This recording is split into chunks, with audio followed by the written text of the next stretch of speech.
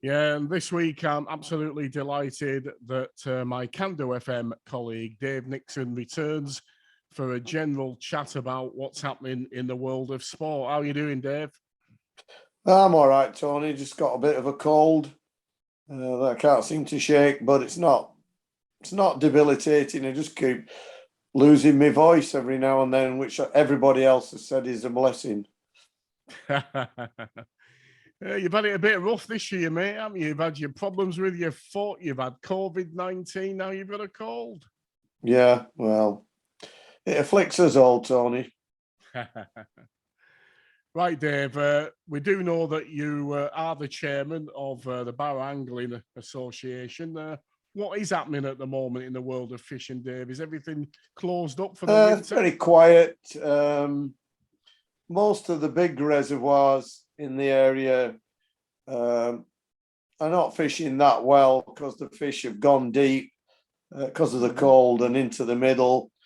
But the smaller reservoirs, like at Isleth, that Barrow anglers have, people turn up there. They're not that deep, and when the weather's not too cold, the fishing can be all right. So we have spoke about this before, Dave, but has there been an increase in people wanting to get involved on the local fishing scene? I think nationally they have. The number of licenses that were sold during the COVID year has increased quite a lot.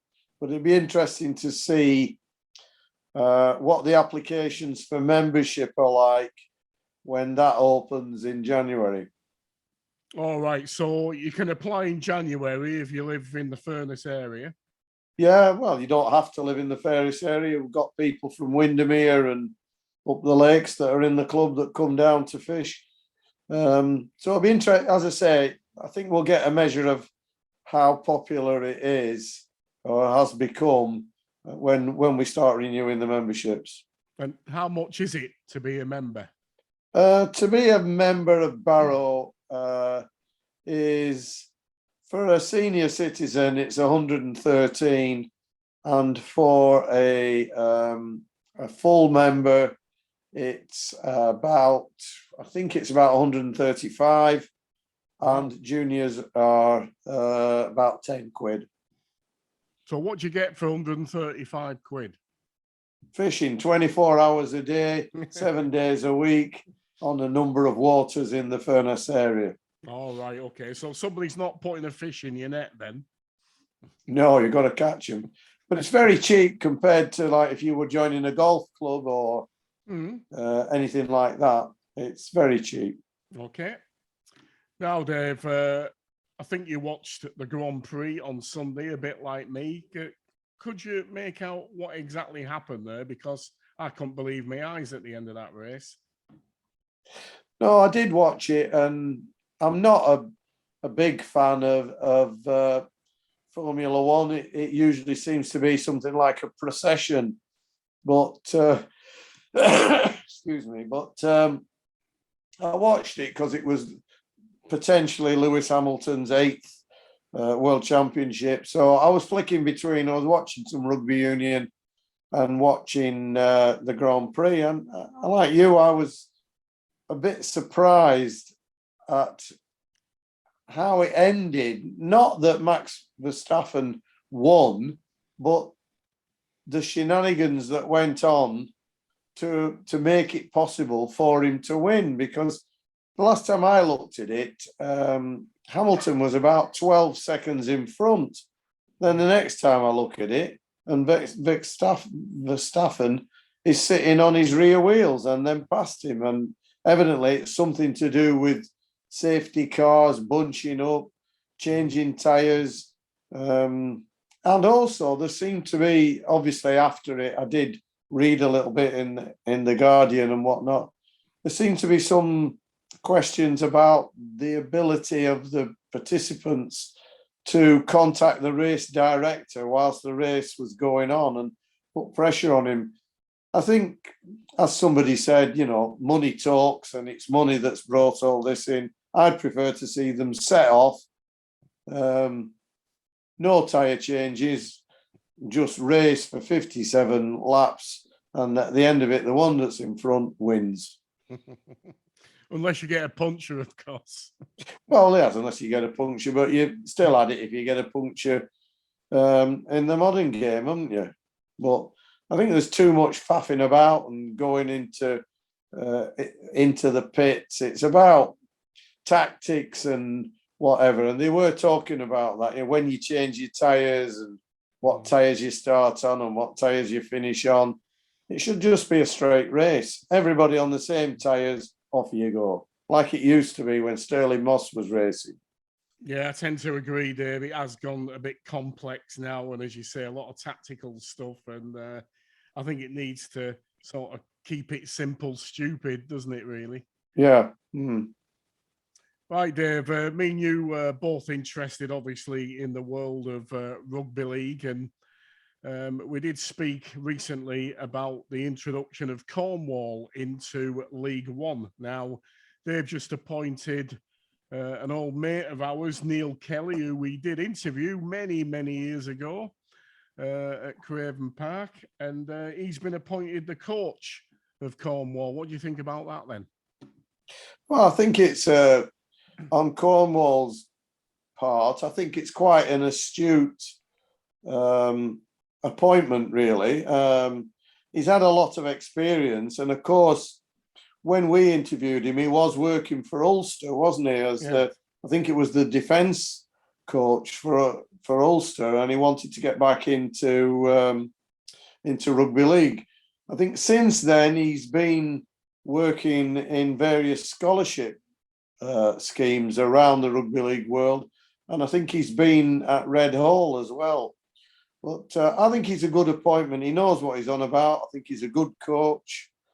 Whether he can do anything down there or not, I don't know. I mean, it's a strange situation. I mean, there's no rugby league players in Cornwall, so they're all going to have to go and recruit them from the north of England and places, and that doesn't do anything for the Cornish people wanting to go and, support a team that doesn't have any Cornish players in it.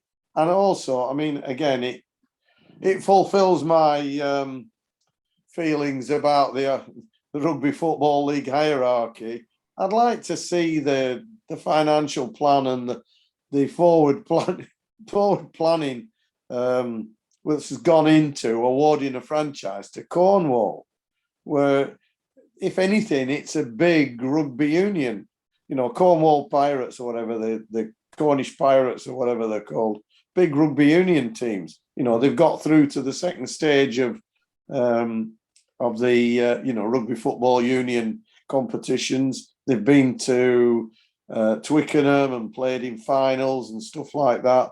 So where rugby league comes in, I don't know. It's a bit like, they've tried to put rugby league teams in South Wales and they've all failed. And I think Cornwall is the English version of South Wales. So you have to see. I mean, I think Neil Kelly will do his best, but I can't see it lasting that long. Yeah, I mean, it's a bit surprising, isn't it, that Eric Perez, who was involved in Toronto initially and then Ottawa, he was going to bring Ottawa into League One, then suddenly, we're not going to bother now because of all these COVID situations. Tell you what, we'll develop a team in Cornwall. And you think, what's going on here? It's a bit strange, isn't it? Well, you'd think that they'd be looking at, to me, they'd be looking at some of the other conurbations, within England and possibly Wales, where there's a bigger sort of walk to population to go and actually watch the games. I mean, Cornwall's not exactly heaving with people. It's a little bit like Cumbria. There's probably more sheep down there than there are people. So, and if they're on about spreading the game, then I would have thought the Scottish borders might have been somewhere where they could have gone, not too difficult to get to from the heartlands. And I was interested to read. They've signed Mullally, who played at Salford, and I think he's played a couple of other clubs. He's gone to Cornwall because he was down there. He'd been to France. He dropped out of Super League because he wanted to do other things. Went to France in his camper van, played a bit of rugby in France, typical rugby bum, and then discovered surfing. So he happened to be down in Cornwall, and somebody tapped him up, said, "There's a rugby league club starting. How do you fancy it?" So he's living in his caravan, in his trailer or whatever they call it, camper van, and playing rugby for Cornwall now and surfing. So maybe that's the attraction. Maybe some of the lads from the north of England fancy a bit of surfing, get the wetsuit on and balancing on a board. Well, I'll be watching it, as I think everybody will. Mm-hmm. I don't envy the Division 1 teams who are scratching about as it is for money, for every penny, having to travel to Cornwall. I mean, it's as bad as when we used to have to go to Toulouse. I don't know whether the RFL are going to divvy up any money, but I mean, they're going to have to stay overnight. Go down sort of Friday or something, or Saturday, whenever the game is, play, stay overnight, then play the next day, and then come back after the game. I can't see anybody travelling down and coming back the same day. Yeah, I think we've done well escaping there, because I wouldn't have fancied Barrow having to travel all the way to Cornwall, and as you say, having to stay overnight. I mean, London's a bad enough trip, and so is South Wales, as you say, but Cornwall's another couple of hours. It could take you 7 hours to get to Cornwall from Barrow, couldn't it? Yeah, well, I think the supporters will like it. You can put it in with a bit of a weekend break or a holiday, and different brands of beer. So the Barrow supporters will be all right. Do you know where they're actually playing? I think they're playing at Newlyn. Is it Newlyn? Yeah, that Newlyn's down there. Yeah. Yeah, I think it's. I'd have thought Redruth or Truro would have been. No, I think it's a little fishing sort of resort, isn't it? And anyway, so yeah, that's a bit unusual, isn't it? I mean, Neil Kelly has had experience with Dewsbury. He was their coach for a couple of seasons in the Championship there, so he did okay with them. So yeah, they've got a good foundation there, I think, with the coach. Yeah, well, I mean, we would have appointed him at Barrow, as you know, but he wanted too much money, didn't he? So I don't think he'll be cheap, but they've got a good coach there. Yeah, right. So coming a bit closer to home, Dave, there's been a little bit of movement on the transfer front. We were talking about the Jarrad Sammutt situation the other week. It was only a rumour, and nobody was admitting that he was going to come to Barrow or anything. And then suddenly last week, hey, presto, he signs for Barrow. So absolutely fantastic news. A class act, and something that Barrow probably needed in the halfbacks to just have that little bit of creativity. Yeah, well, he had actually signed quite a bit ago, but they didn't release it. My sources from within the camp tell me that when I was questioning people about the rumours, that they were actually talking to him and it was a done deal, but they were just holding it back for the, for the best result for the club, best publicity. I think he's an excellent signing, and I think the board should be patted on the back for getting a player of his calibre down there. I mean, you and I have watched him a couple of times when we were working for Radio Cumbria, and he was playing for Workington, and I remember thinking it was like he was playing in a suit, because nobody laid a hand on him, nobody tackled him. He ran the game for them, scored all the points, and they won. And then walked off. He didn't even need a shower. I don't think he broke sweat. A little bit different in the Championship, but and then he moved on to Wigan. So he's got the calibre that Barrow need. I think it's an excellent signing, and I'm looking forward to seeing him. I just hope that he's here to play, and that he stays fit, free of injury, and we get our money's worth out of him. Yeah, I think he's 34 now, which is a good age to sort of empower the other halfbacks like Carter and Johnston. Hopefully, part of his remit is to get those two guys up a notch. Yeah, I think it'll be good for them playing with him, but I think he's got to be given the freedom to play his game. I hope he's not put into a coaching straitjacket, and that he's allowed to do what he wants to do within reason. Because as we've said, he's undoubtedly a class act. I believe he wants to go into the security business when he fully retires. So he's in the right area for a job, maybe up at Sellafield. He does like it up north. He evidently has said that he wanted to come north, further north. There were, excuse me, there have been reports of other clubs being after him, but he's obviously chosen Barrow, and I think it speaks well for the directors, the club, and the town that a player of his caliber wants to come to Barrow. Now, on the flip side, Dave, only happened that this week, a Barrow stalwart, really, and someone who served the club very well for the last 6 years, 5 years, I think, 2016, I think it was, he came to the club. Jamie Dallimore stated that he was leaving because of work commitments and family commitments, and just training 2-3 times a week in the championship was just a step too far, really. So what do you think about Dallimore leaving? Well, I'm a bit of a cynic, as you know.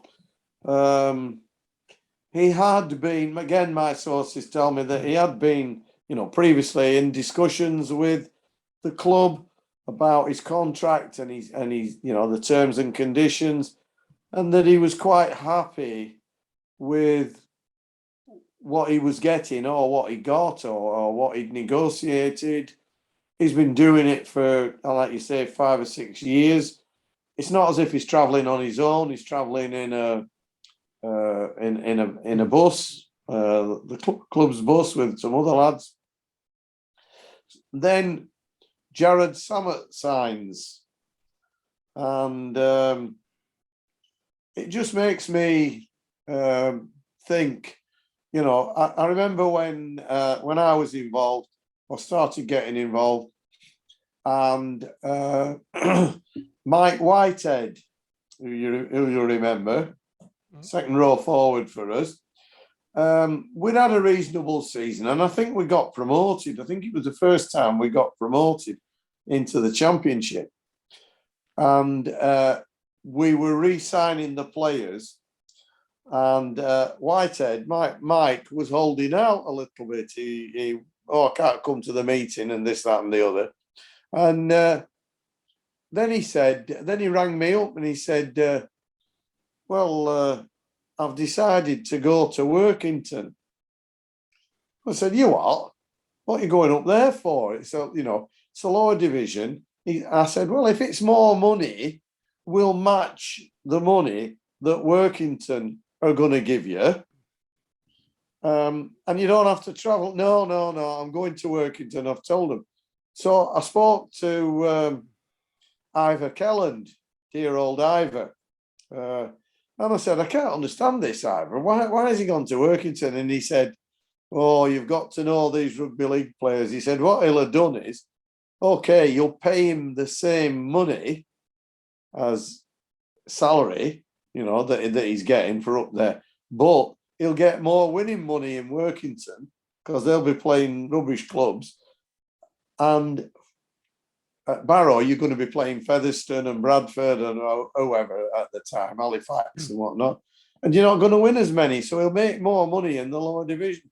And I'm wondering whether Dallimore's looked at the signing of Sammutt and done the something like that about the amount of time that he's going to get, and decided that I'll go somewhere else. Be interesting to see where he does end up, because I think there'll be a few clubs after him. Oh yeah, I think to be fair, he's been an absolute massive asset for Barrow over the last few years. He didn't quite do it in the Championship, but getting Barrow promoted, he was one of the key figures. And even last season, getting him promoted again, he was key as well. Although he did serve a few suspensions, didn't he, for I don't know, stupid sending offs and that. But I mean, to be fair, he was an absolute asset to Barrow Raiders. Yeah, I wouldn't disagree with that. I think he's been Barrow's key player, and he's taken some whacks for Barrow when he's played. I mean, he's had a lot of off the ball incidents, you know, and being, as I say, whacked when he's let the ball go. And he's a tough lad. He's got up. He's never once come off and said, "No, that's it." Got up and played on, and I think he's been one of, you know, he's been Barrow's premier player, I think, over the last 5 years. I'm sorry he's gone. I would have liked to have seen him playing with Sammutt, but I don't know. I mean, as he said, it could be he's had enough of the travelling. I know he's got a young child. I don't know whether his wife's having another one or not. Yeah, it is a trek. I mean, they're going to have to train, you know, 3 times a week up here to compete in the Championship. I mean, when we brought other lads in, when you and I were involved, we did put them up, but they weren't married. They didn't have partners, you know, like Andy Ellis and Two Bobs and all of them. They were able to move to the area. And if they weren't, like Jamie Rooney, he didn't move to the area. But when he trained, I think we trained on a Tuesday. So they came through on a Tuesday and then came up Friday, Saturday, stayed overnight in a hotel, and then played on Sunday and then went home. If you've got a wife and kids, you can't do that. You know, you've got to be prepared to move. And if he wasn't on a full-time contract, I mean, I don't know what sort of contract he was on. If he wasn't on a full-time contract, then may well not have been worth his while. But I'm just a little bit suspicious that he signed knowing full well what was required, and then has now walked away. But I wish him all the best. As you said, Tony, he's been a very good player for Barrow. Now, the board have made a lot of other signings that look very, very good. I mean, Josh Wood, Sam Brook, Danny Langtree, who's a class act from Oldham, just to name a few. But if you look at the odds for winning the title, Lee and Featherstone are sort of up there, odds on, as you would expect. But Barrow are third favourites to get relegated. What do you think of that? Well, I don't. I think you've got to respect the bookmakers because they don't give money away. And when I worked at Furness College, one of the engineering lecturers in the old days, talking nearly 40 years ago now, Colin Mason he was called, and he was a bookmaker. Lived at Torver, did a lot of the hound trails, bookmaker there. I remember talking to Colin about, because he would take bets off you, you know, if you said, "Oh, I'll bet on England Rugby Union beating whoever or whatever," he'd give you the odds. And I spoke to him once about how do you come up with the odds, and he said, "Well, you know, it's easy really. If you've got 2 teams, only one can win. So basically, it's either or, isn't it? And unless there's an outstanding, it's evens. And they're not daft, you know. I think they've looked at, if I was doing it, I'd be looking at what the likes of Lee, Featherstone, Bradford, and some of the other clubs have signed. And I follow it, you know, I get lots of alerts and whatnot on the iPad about rugby league, about who's going where and all this. And there's been a lot of what I would call Super League players moving to the likes of Leigh, Featherstone, Halifax.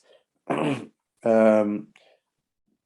I think there is a big difference now between the likes of Barrow, Batley, Dewsbury, and those clubs that we've just mentioned. I mean, Leigh, Featherstone, they're full time, aren't they? There's no way you can compete with those clubs, certainly on their home ground, with part-time players. And I think Barrow will give anybody a game at Craven Park. I don't think anybody will come here and get an easy game. But you look at the caliber of some of the players that have gone to Leigh, especially, and Featherstone, and I can't see anybody taking them on. I mean, I think we've got a good side. I mean, if the Waln brothers are fit, Gary Wheeler's fit, Carl Foster's fit, Jarrad Stack's fit, we've got a very good team. But I think it's a team, and now we've got Jarrad Stack to take them round the field. I think it's a team that I would be expecting to be up around mid-table or just below mid-table. But at least we won't get relegated because Whitehaven and Workington are in the same division. Yeah, but the two teams in the bookies' minds that are below Barrow there, the Sheffield Eagles, who are very, very tough to beat, as we well know, and Workington Town, who haven't recruited a lot of players, to be fair. So that Sheffield opening game at Craven Park on January the 30th is going to be, well, a real symbol of what's coming ahead. Yeah, I would never put Sheffield. I would never cross Sheffield off. I think Mark Aston, in all the years he's been there as a player and as a coach and as a manager and as commercial manager, has done, and with all the problems that they've had with not having a ground and having to play at athletics tracks and stuff like that, has done a tremendous job. So I would never write them off. No. I could see them being on a par with Barrow, at least, if not a bit further. I mean, when you look at the caliber of some of the players that they've had, I don't think they've got the same caliber now, like Missy Towler Papa and the other big lad, the big Papua New Guinean, whose name I forget, who used to knock players over like 9 pins. Menzies Yeri, I think he was. Yeah, Menzies, yeah, I love watching him. But they don't seem to have that connection anymore now. No. Whether it's a financial thing or what, I don't know. But I would be loath to write them off. But I do agree with you that I think they're not the team they were. And that first game with them, Barrow need to put a marker down. As to, this is our ground and you're not coming here and winning. I mean, I'm looking forward to the first friendly as well, Dave, which is against Workington Town at home. I think it's in the first sort of week of January, so it's not far away. That's going to be an interesting not far away. Time. Well, I don't know what's going on at Workington. Somebody said to me fairly recently there's been a bit of turmoil up there. Oh, is it? With the directors and whatnot. And I said to the person that was telling me, well, is Les Smallwood, who we both known a long time, still chairman? And they said, oh, I don't know, but there has been comings and goings up there. Now, how true that is, I don't know. But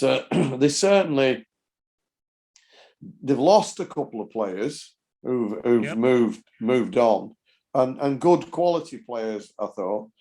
I didn't think that the team that they had last year that we watched a few times was good enough to compete in the championship.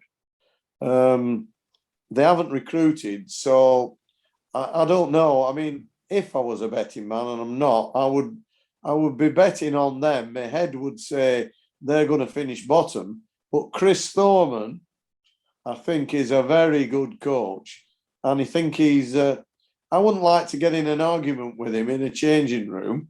I don't think I don't mean physically, but he looks quite intimidating to me sometimes. So I think he'll have them playing.